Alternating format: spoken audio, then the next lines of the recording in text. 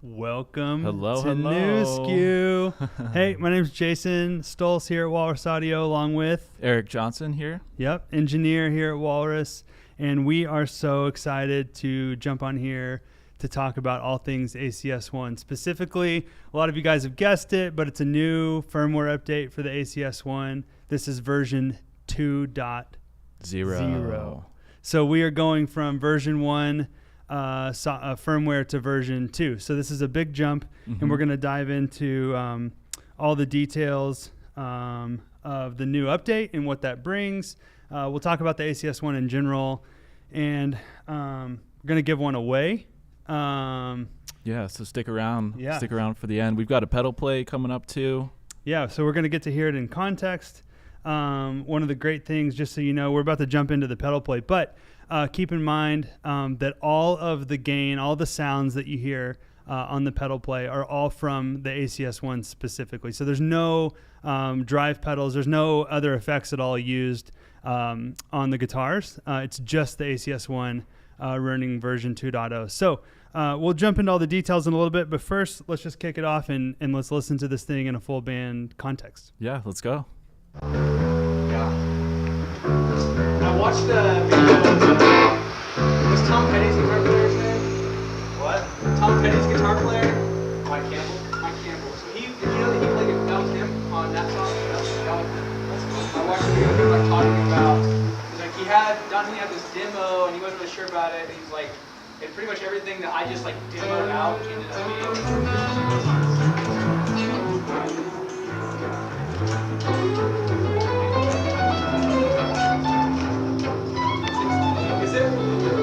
Is it for an and N? I can't see. We need to talk back mic too.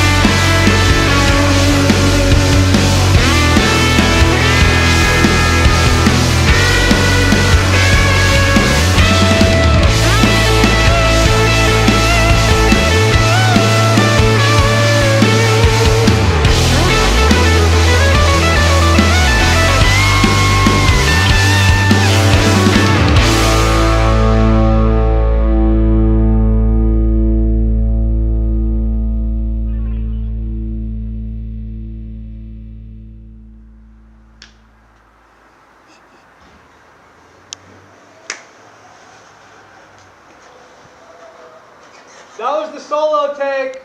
I'm not doing any more. Dude, your bass sounds so good. Thanks, bro. It's amazing. I mean, Morris, that's the main brains of it. Yeah, that's like 5% of it, sure. Hey. Thanks, man. It's the. Yeah. Yeah, man. Yeah. So as you might be able to tell, the 2.0 firmware brings a bit of a new life to the ACS1. You know, the ACS1 is great. Like, we've had so many people that are just so excited about it and using it all over the world, as really like become the center of a lot of people's rigs. Yeah, and us included in that. Yeah. It's been Yeah. vital for a lot of people here. Using it as like the heart of your rig on a pedal board, and really to get like an amazing sound direct out of your board and not have to bring amps around. But over the past several months and years, we've heard people, you know, want some different things out of it that it wouldn't do, specifically higher gain sounds. And so we took a look at how we could pull that off. You know, it was really great as a pedal platform, but there was, you know, like I said, a lot of people wanting the ability to get higher gain sounds out of it. And, you know, maybe just be able to get a little closer to like an edge of breakup type tone even that so many people use when they run pedal rigs into amps. And so, yeah, took a look at that and started to think about how we could pull that off with a firmware update. And it became clear, you know, really early on that we just needed to start over with the amp models and rebuild them from the ground up. And so that's exactly what we did. You can talk a little bit more about that. Yeah, so we really started everything completely from scratch again. We took a whole new look at how we were handling nonlinear processing and how we were modeling, you know, each stage of these amps and all the filtering in them and how the gain is saturating at, you know, higher levels, higher volumes, things like that. So, I mean, we've spent probably the past year developing all that math and just putting it to life. And yeah, it's I'm really excited. This is what it is. It's turned into the 2.0 firmware update. And then, you know, along with that, like, we get these really great new models that we're very excited about, and start to realize that they could probably also benefit from some updated IRs to come with that firmware. So we've replaced the stock IRs from the 1.0 software. So the 2.0 software comes with 6 new IRs, and we know enough about IRs to know that that making good IRs is very difficult. And so we started looking for who we could partner with to do that for us and do it with us. And our first stop and last stop was with Tone Factor. These guys have just cracked the code on how to make, I think, some of the best IRs, if not the best, out there. And so they spent time with the 2.0 firmware. They looked at the amps that we're including in the ACS1, and then they started to formulate a plan around, you know, building new IRs specifically tailored to the 2.0 update. And so we're thrilled that they jumped on board with us. And let's listen to a little bit about what they had to say about the process and how they came up with these. What's up? Hey. Why don't you tell the world who you already are? Tone Factor, we try to make digital platforms sound better.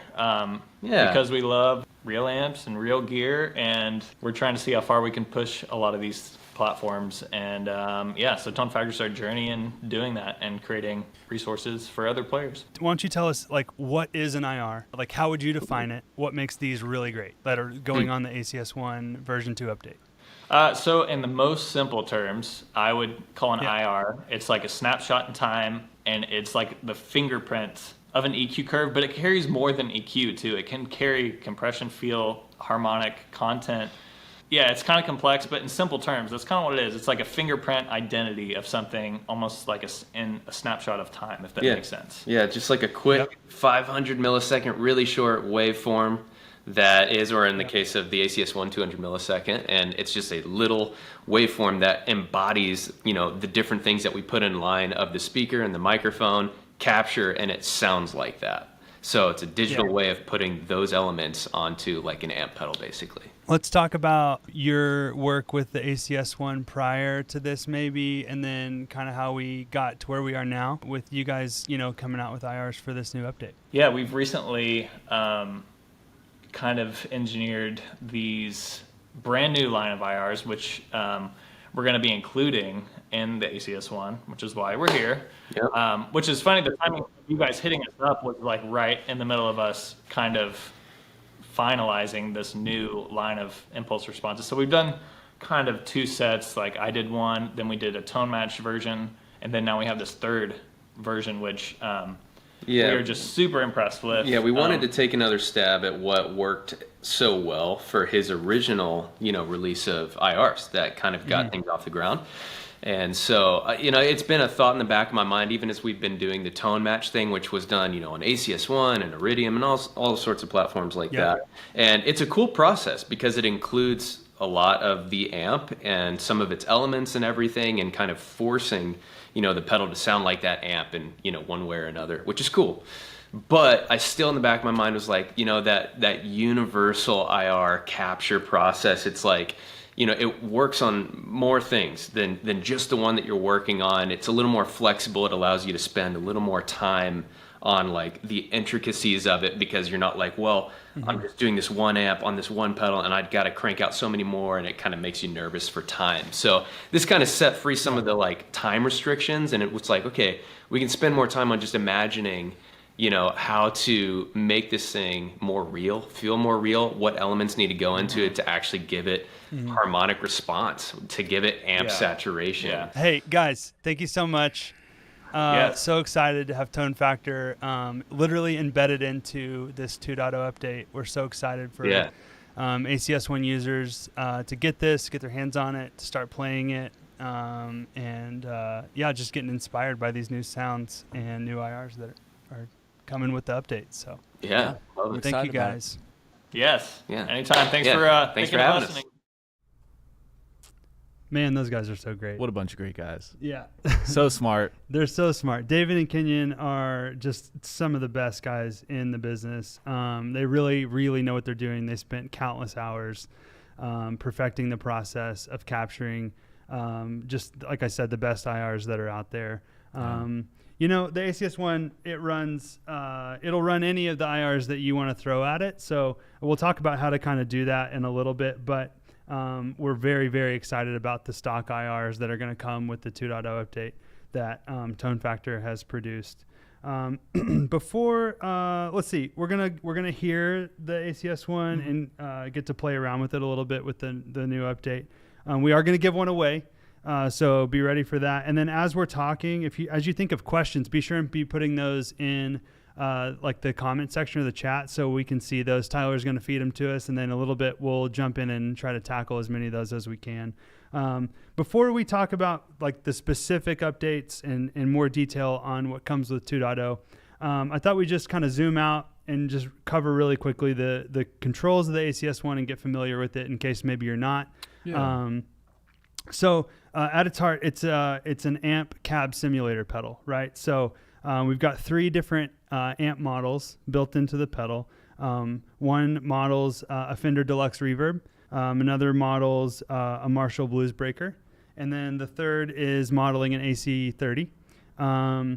As you flip through those on this bottom right toggle switch, all of the controls are changing dynamically with the amp model. So you see bass, middle, treble at the top. Those filters don't stay the same.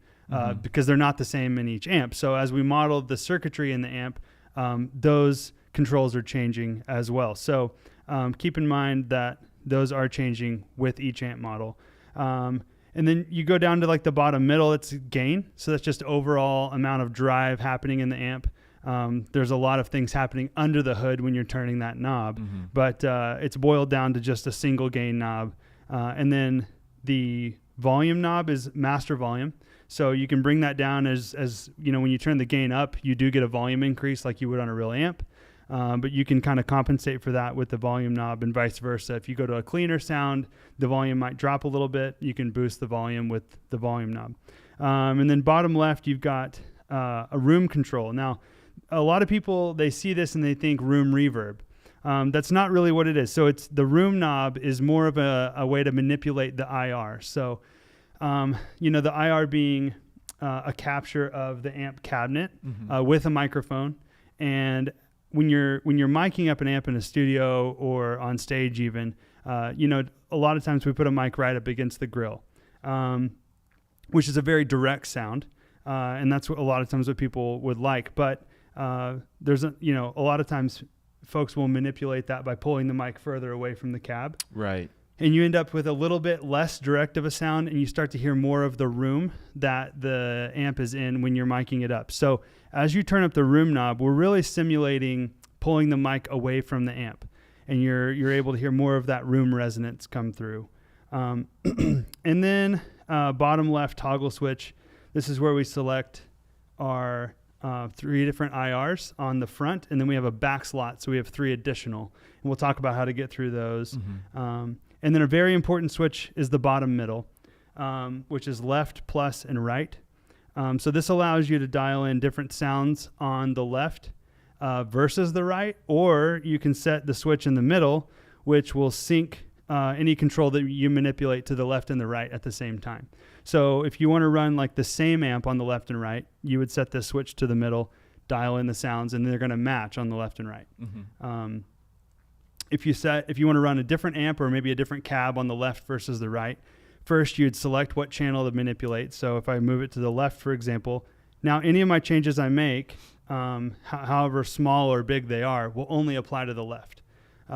Likewise, if you flip to the right, it'll make those changes only on the right. So, you can do anything as minor as a slight EQ change on the left versus the right with the same amp and cab, all the way to a totally different amp and totally different cabinet combination on the left versus the right. And then we move down, we've got our typical bypass switch that you'd expect, so you could turn this off. So if this is embedded in your rig, but maybe you want to plug into real amps, you can just bypass this and it takes it out of the chain. And then on the right, you've got a boost stomp switch, which allows you to set a different gain and volume level and be able to jump to that quickly. So kind of use it almost as like a channel select on an amp, if you will. Right. And then, last on the side, we've got typical 1/4 inch in and out power, USB for firmware updates, like we're talking Very about important today. Yeah. Also loading your own IRs if you want to do that. Yeah. And then a headphone out, which is really awesome. So you can have this in your rig and you can plug in headphones anytime you want and just be able to practice quietly, play along quietly in your room. And then, we do have a list of secondary controls on the ACS1 as well. So on the bass control, which is our top left one, there's a filter put at the very end of the signal chain on that. So you can sweep that sort of to clear up, any muddiness that might be coming in from the rest of your chain that you want to hit the amp models first, but you want to kind of scoop out at the end. Yeah. So that when you hold down bypass, you turn that from the left up, you get a filter from 30 hertz up to 200 hertz. So it's, a great range of cutting that out. Yep. And then we have the counterpart to that on the treble knob, where you can roll off all the way up from 20K down to 1K actually. So you get a huge range with that. Huge range on those. And again, those are used to just kind of trim sort of those extreme ends of the frequency spectrum if you feel like you need to, based on, what guitar you're running or what, maybe what pedals are running in front of the ACS1. You can kind of trim those around with a high pass and low pass filter that are kind of a global end of chain setting. So it's almost like if you were to make these changes like at a console, at like a soundboard or maybe in your DAW, you can have quick access to a high pass and low pass there. And one more secondary feature, you can bypass the IR block altogether. So if you have another IR loader, or maybe you want to run this into your DAW and use an IR platform that's like in plug-in format, all you do is hold down the bypass switch and roll the mid knob all the way down, and that'll bypass the IR block. You can turn it back on just by holding it down, turning the mid knob up, and then the IR block on the pedal is back engaged and working, and that's what you'll hear. Yeah. So, so that's kind of an overview of the basic controls. None of that has really changed that much. So if you're familiar with an ACS1, the 2.0 update doesn't make you have to relearn a bunch of things. It's very similar to 1.0. But what has changed, like we talked about, are the amp models and the IRs that come along with that. So you want to dive in and talk a little more detail about the amp models and what we've done there? Yeah, well, You know, it really just had to do with the way where we wanted it to be a clean pedal platform still, but we also really wanted to emulate, you know, the tonality and the gain characteristics of a real amp. So we feel that we'll find this, you know, perfectly usable and running great in all types of rigs, whether you're running it early in your signal chain with pedals after it or right at the end, you know, using drive off of this or drive pedals, it's all going to sound good. Yeah. Another thing that we've heard is some people find that the 1.0 software had too much compression, and sometimes depending on what pedals you might be hitting the front of the ACS1 with, you could kind of draw out that characteristic more or less. Yeah. You know, even to the point where you could really feel it and it felt almost unnatural. That's gone at this point. So at this point, you really only get like the sag of the amp. And no sort of unnatural compression artifacts that you may have experienced from 1.0 software. So that's a welcomed change as well. Yeah. That's really, again, a result of just rebuilding these models from the ground up. Right. And I think we've really done an amazing job of capturing the right feel of these amps. So both clean, just guitar direct into them, and then how it takes pedals as well. So, and then, like we mentioned before, Tone Factor has come alongside us and have developed a full custom line of IRs to ship with the 2.0 firmware update. They've also gone way further. If you're familiar with them, they make a crazy amount of variants because all of them sound a little bit different. Right. And so with your particular guitar setup, your go-to guitars or or pedals, you may find that some of their other IRs might sit better with your particular rig. So we've made it easy to find those as well. You can go to their site through our web app. You'll be able to go straight to their pages that allow you to browse all of the variants of IRs that they've created for the ACS1, and you can pick those up, and then you can load them straight on the pedal. Another couple things with the amp models, they're all phase matched. So because we allow you to run different amps on the left and right, you can do that and not have to worry about your phase being inverted on one channel versus another. So no need for like a phase reversal switch on a direct box or having to flip the phase of one channel on a console. They're going to be matched always right out of the pedal. So that's really handy. Yeah, why don't you want to dive in and listen to a little? No, let's do a giveaway. Yeah. Let's do it. Yeah. Let's give it. Let's do So, okay. The people are waiting. The people are waiting. They want to hear. They want to hear. They want to win, I mean. They want to win. They want to win. Okay, so in the past, our giveaway questions have been fun and interesting, but different. These trivia questions, this particular one, is going to be a deep cut of walrus trivia. So the question is, keep in mind, it's the first answer that we see in the comments that's correct is going to be the winner, okay? So the question is, what does the hidden mode on the Fathom Reverb do? Some of you guys are like, there's a hidden mode on the Fathom? Music. Yeah. What does the hidden algorithm on the Fathom do? What does it sound like? What is it made up of? And if you didn't know there's a hidden algorithm, now you do. Search that and jump on Reddit and you'll figure out how to find it. But it's kind of like a cheat code on the pedal. So that's the question. One more time. What does the hidden mode on the Fathom Reverb do? Cool.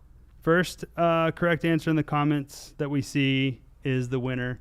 And we will announce that as soon as we get a correct answer. Do we have one, Tyler? We have a winner. Oh, we already have one? We do. Whoa, who is it? Tell us, Eric.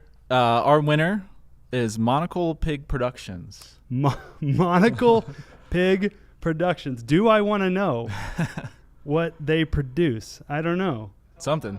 Tell them how to access it. I don't know if I remember how to access That was it. before my time. Shoot. It's bypass and then... Sonar, I think. Yeah, and then you turn the mode knob all the way to sonar. And that won't be sonar. That will be the hidden algorithm. And then to get out of that mode, which a lot of people I remember get stuck in it and then they don't know how to get out, you hold down bypass and then you go away from sonar. So go to any other mode and you'll jump back to the typical functionality of the mode knob. But the answer is it's a delay and reverb combo. So it takes this reverb pedal and introduces a delay that hits the front of the reverb. So you get this like cascading set of echoes that kind of melt into the reverb. So if you have a Fathom and you don't know about that, you just got two free software updates today, right? You get to go play with that and the 2.0 firmware update for the ACS1. So yeah, that's awesome. Let's jump in and listen to some of the new models. So we've got a Harmony Silhouette here that is an amazing guitar. We're going to run that just direct into the ACS1. I believe all of these presets we'll run through have the same amp on the left and right. Correct. Yeah. So everything is matched up, right? Yeah, now. everything's matched up. We'll just keep it down the middle for the purposes of this demo. But so we'll start out on the Fender model. On the Fender, the Fullerton, with the Fender IR, which is on the front slot, so it has a SM57 IR capture. Yeah, so real quick. So the tone matched, not tone matched, but the tone factor IRs that are on the pedal, the front slots, so without holding down bypass, again, that's the front slots. You just move the toggle switch. Those are all SM57 captures of the respective amp cabinets. The back set of slots, so hold down bypass and then move that toggle switch. Those are all the same amps as that are on the front, but captured through a Royer 121. And so what you find is the Royer will bring a deeper, bigger bottom end to the tone, and the 57 will kind of cut some of that out, which a lot of people I think will find it sits maybe better in a live mix with a 57. It's just a classic go-to microphone. I mean, we all know it. Yeah, a lot of mid emphasis. Yeah, just all the good stuff. Yeah. But I will say, for clean tones, it's tough to beat the 121. It just brings this like fullness and life to the sound that is awesome. So, so let's listen to the Fender model on the 57 cab.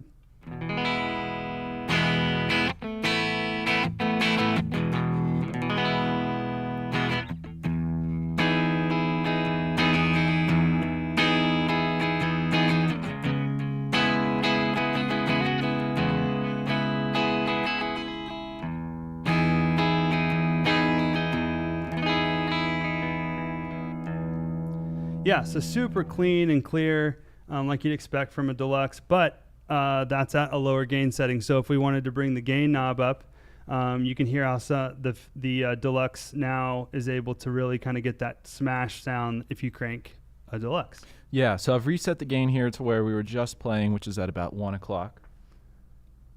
So if we go up to, like 3 or 4. Yeah.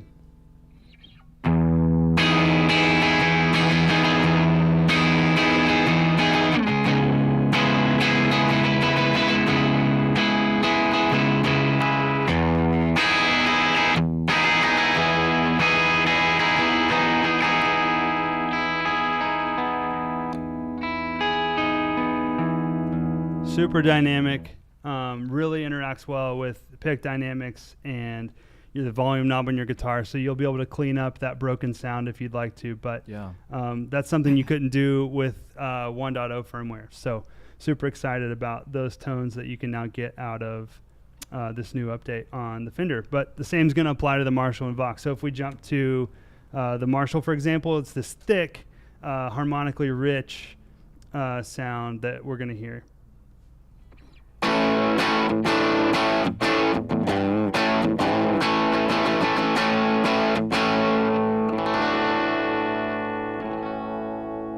Yeah, and that's still relatively low gain, so we can really push that up if we want, and really just smash this thing.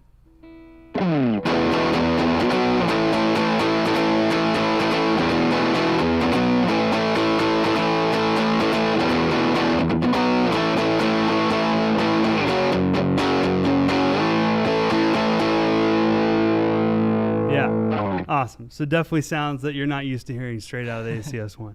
And of course, that was actually running the Marshall cab IR from Tone Factor there. So as we move through the amps, the cabs are changing as well. They're just baked into the presets that we're switching to. Right. So.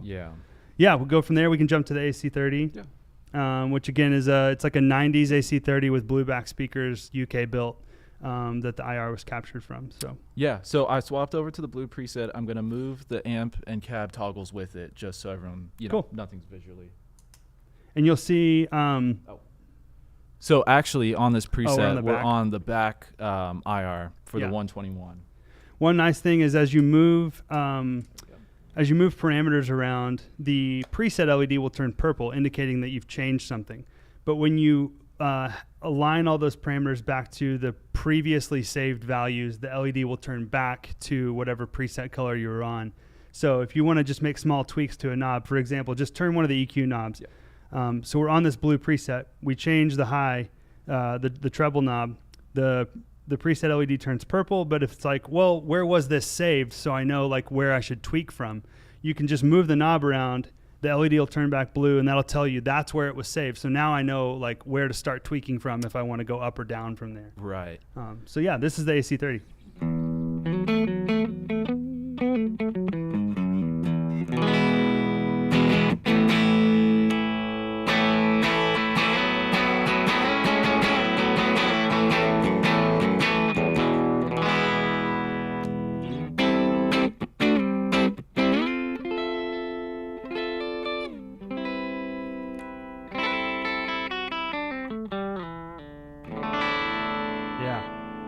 All that awesome jangly tone that we love from AC30. So, and then we can, like we've done before, we could drive that up and really crank the gain and listen to that real quick.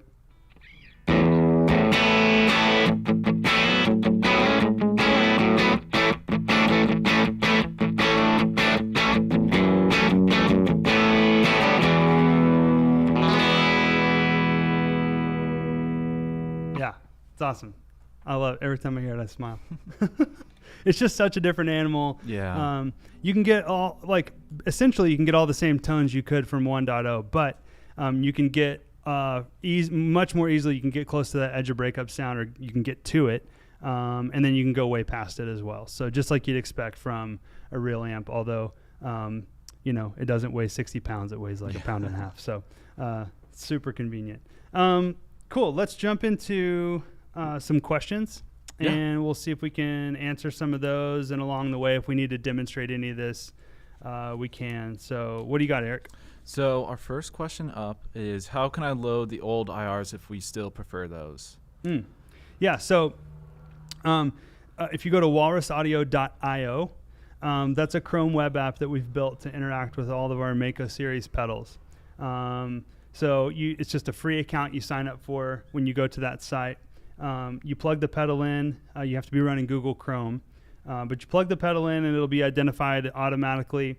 You click on the pedal, and then you have options. You can drill into a firmware update page, which is where you'll want to go for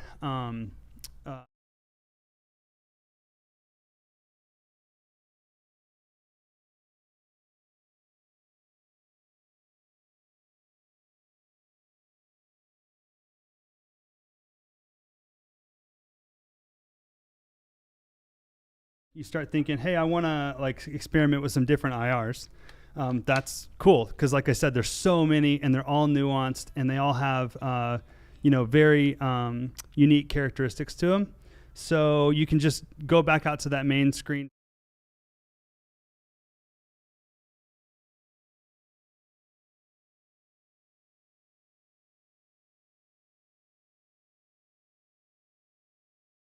Those, if you through this page, if you load your own IRs, you'll be able to plug the pedal back in and just select restore defaults, and you'll be able to go back to the tone factor IRs. But you're able to pick any slot you want to replace with your own IR, browse for that file, and then upload it directly to the pedal. And then once you power cycle the pedal, you'll be able to play with your newly uploaded IRs that you own and you want to listen to and use. So it's a really straightforward process, and just allows a ton of flexibility with the ACS1. So that's how you do it. Yeah. Awesome. Sweet. What else? We've got another question. Should I put the ACS1 before or after wet effects? Great a lot of question. that's preference. It's all preference. But Yeah. what's cool is you have an option. Like you Right. have a choice, right? Like when we run a typical pedal board into an amp,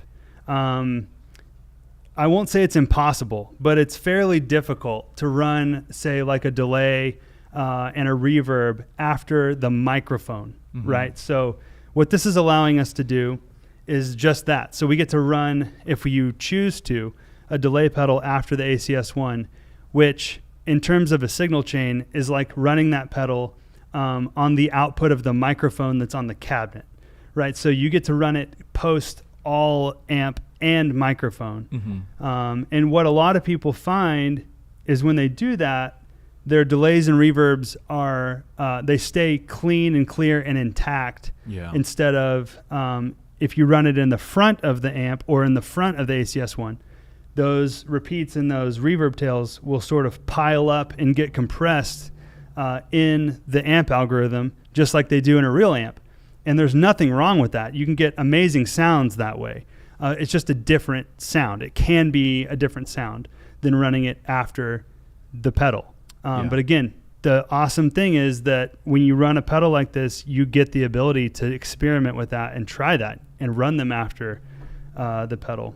So there's definitely not a right or wrong answer there. Yeah, and it's really worth testing out with this update because of those higher gain capabilities and seeing what fits in your rig and your sound necessities. Yeah, I think there's some people that have been running wet effects after their ACS1s that might now like try to put them in front and all of a sudden like that better. Yeah. Just because of these totally retooled amp algorithms. So try it out. Just see what you like. Cool. We've got another question here. Why did you choose these specific amp models? So I guess this kind of goes back to the early days of the ACS1. Yeah. The easy answer is because I like them. I have a really like soft spot in my heart for deluxe reverb.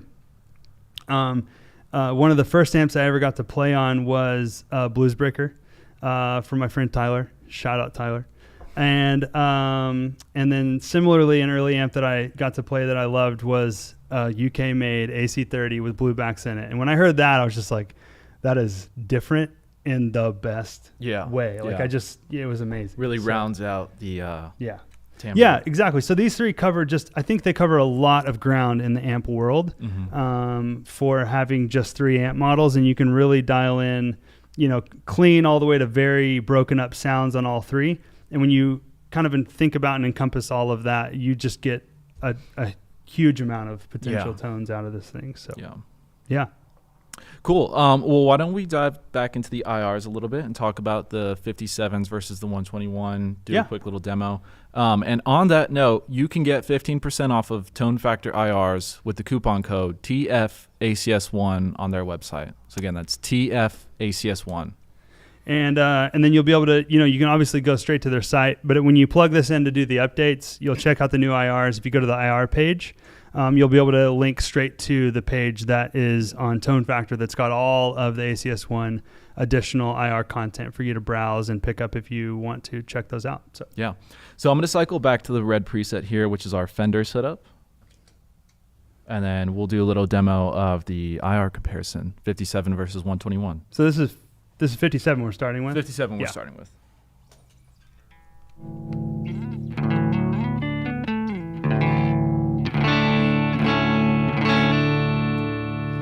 So we'll just keep it on this clean tone for now. And you hear now, let's get this much bigger, warmer bottom end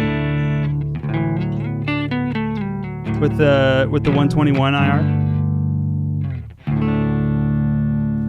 And then real quick, let's go back to the 57.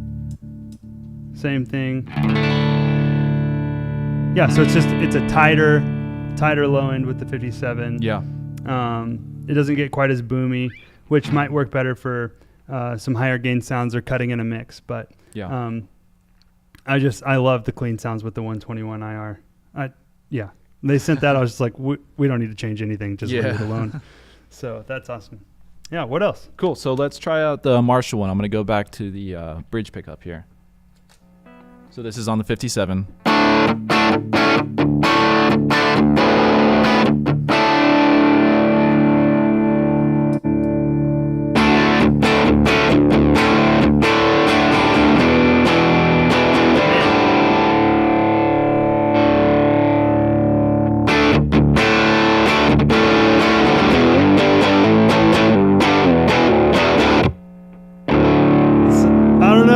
them both. On its own, it's just so fun Yeah. to play. But like you said, in a mixed setting, It might work. The 57 57 might work better, but Yeah. man, it's just it's Yeah. so fun. Cool. What else? We can check out the Vox really quick. Oh man, the jangle. So this is the 57 now. It started on the 121. Yep.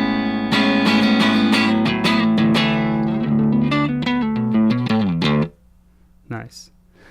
You want to talk about the improvements we made to the boost switch? Yeah. So one of the other key features of this 2.0 update is the boost function. So a lot of it stays the same, but what we've done is the gain control. You're getting an extra 4 dB of gain, of maximum gain on top. In boost mode. In boost mode. Yeah. So if you're in your non-boosted mode, your maximum gain here is your default maximum gain. When you turn on boost mode and put your gain all the way max, you're 4 dB hotter than you were before. Yeah. So that's an awesome new feature, especially if you're a big shredder or anything like that. And now the volume control actually lets you go lower in volume than where you started before. Yeah. So that's really handy because a lot of guys like to set up like a more saturated sound actually being a little bit below unity or lower, a little bit below where their clean tone was, so that when they go back to their clean tone, it can kind of be a little more present in a mix. Yeah. And so now we've kind of allowed the volume knob to allow you to do that. Yeah. You can go a little bit lower. Of course, you can go higher as well if you want it to punch out when you go to the boost mode, but a little more flexibility there. Yeah, absolutely. Yeah. Some more questions? Yeah. Do we have any more? We've got a couple. We've got a lot. Okay. Any chances of a future high gain amp modeler?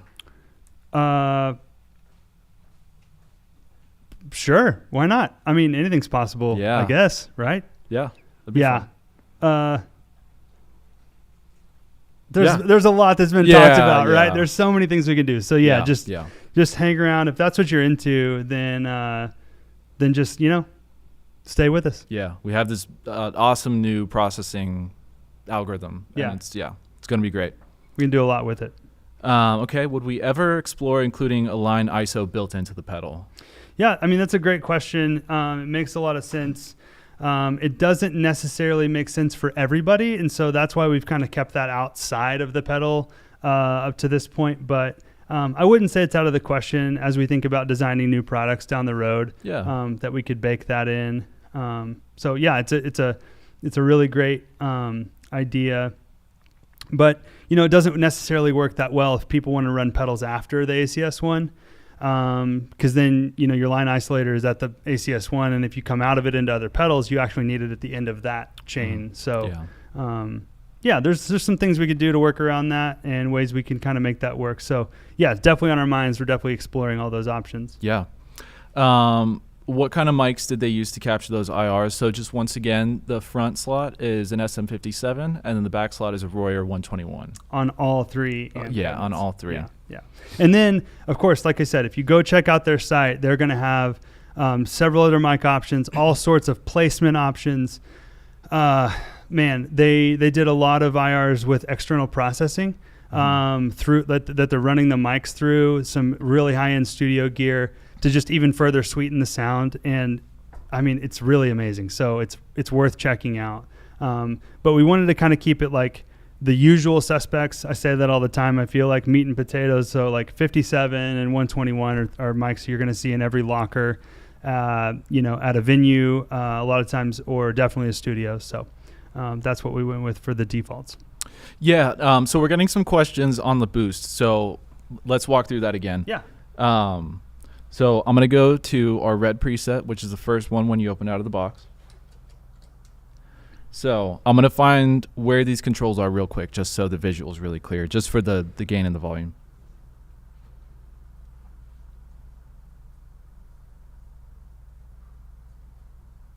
Okay, so that's our stock non-boosted setting.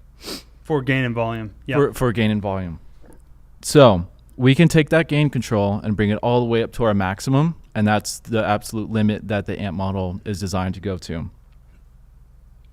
So that being up there. Now, when we turn on boost, you'll kind of need to wake up the controls again to set it, because it's set lower in the preset. But when you want to bring that gain up to the max again, we'll do that. So that maximum gain right now with the boost on is 4 dB more of gain, more saturation through the triode emulations, just a hotter signal running through the whole entire system. So then when we turn it off, we're still at maximum gain on our non-boosted. So that's going to be 4 dB of less gain than where we just were, but it's still at this maximum gain value. Yeah, why don't we set it up and demo kind of like an edge of breakup sound and Yeah. then to a boosted saturated sound. Yeah, sounds good. So maybe back to that like 1 o'clock stock position even. Yeah.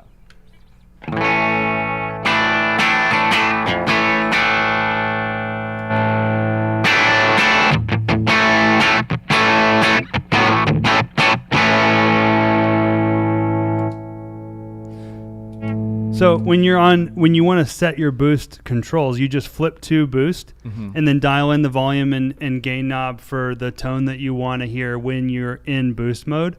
And then you click back out of it, hold both stomp switches to save that, and it'll bake it into the preset. And from that point on that preset, when you click the boost knob or boost switch, it'll go to those settings.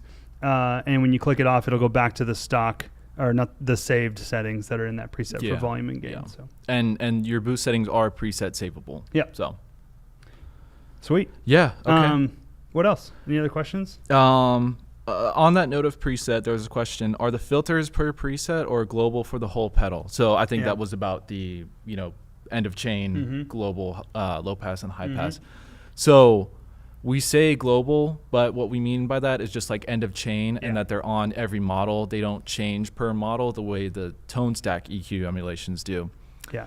But those are preset savable. So if Yeah. you set your Fender with the low pass set down and then save your preset, that'll be saved there. And then you cycle to your next preset, that won't come with it. Yeah. Yeah. So the end of chain high pass and low pass filters that you can kind of trim those upper and lower frequencies with, they are preset savable, but we say global in the sense, like Eric said, that they are at the very end of the chain. So it's after the microphone even. Like I said, it's almost like using a high pass and low pass on a sound console or in a DAW, for example. So, Okay, we've got another one. Can you use the pedal as an interface? No. Yeah. You can't. So you would just run into like our Canvas line isolator DI, and then out of that straight into an interface. Kind of how you would use a traditional interface and instrument. So on that note, there was another question: does the Canvas stereo make a difference in audio quality when recording at home with an interface? Yeah. So the best part about the Canvas series is that there's 2 transformers inside of it. So it's transformer isolation, which is what you get from any direct box, any good direct box, right? But the way those transformers are designed and the winding ratios of those transformers, typically for a direct box application, drop 20 dB of your signal going into the interface. They're wound to reduce the signal, and they also change the impedance of the signal. What we've done with the Canvas is allow you to run through that style transformer. So you get those impedance characteristics as well from that style transformer. But you can also flip a switch to go to line isolator mode, which is a 1-to-1 transformer. So whatever's coming in is exactly the level that's coming out. And it's also better matched in terms of impedance with pedals like an ACS1 versus maybe like a synthesizer, for example. So you kind of get flexibility with the Canvas to run in either mode. But we find that we really like the sound of pedal platforms running through the line isolator side of the Canvas. It'll also help your signal to noise ratio, because you won't have to run your preamps near as loud, near as high as you would with just a conventional direct box. So it's definitely worth checking out if you do a lot of recording. Same thing applies to live situations. So it allows you to hit the console with a much hotter signal, keeping those preamps running a little bit lower, and so you're not gaining up the noise in the system as much, whether that be from your pedal board or from like cables, for example, running on a stage. Yeah, yeah. So we've got 2 control questions here that I think are really good to talk on. Yeah. Can you explain how to find your way back to a preset after going off one purple LED and all that sequence? So there's a couple ways to, or 2 main ways to do this. When you're in a preset, the location of those controls is saved on the pedal, even if the physical location of the control is not there. So right now we're on the red preset, but our gain is not at maximum right now. That's where we were before. So we can set that off, and it's going to go purple. We can find that point again on that one control and set it back to red. So if your controls are all way off, you might have to do a process of finding where each location was. Or the simplest and quickest solution is just to cycle through the presets again real quick. Just go back to that preset through the other ones, and that'll kind of reset that LED behavior. So just to quickly show with the gain control, finding that again, and then just that cycle back, which is the easiest way to do it. So we turn it, LED turns purple, and then as we continue to turn, we're watching that LED, and when it turns red, that's the preset that we're in. When it turns red, that's saying that control is now setting at where the saved value is for that control in that preset. Yeah, and say you were turning that, and then you bumped your volume knob, and then you just couldn't find it again. You would just hit these 3 times, and then you're right back. You're right back to red, and then you can do the same process with a single control that we just did. Yeah. With the gain knob. Yeah. Yeah. So I hope that helps clarify. So then we've got a question on the left and right control. So by setting the L and R sounds, do you have to go to stereo out, or can you still go mono? You can absolutely still go mono. Yeah. Yeah. You'll just, need to keep in mind where everything is set if they're different. But yeah, absolutely. Yep. Okay. So why don't we talk about the update process a little bit? Yeah. One thing, I feel like we've mentioned it, but maybe not clearly enough. This update is free. There's no charge if you have an ACS1 to update your pedal to this. You're getting 3 brand new amp models, 6 IRs from Tone Factor, new boost function, and just what feels like a whole new platform. Yeah.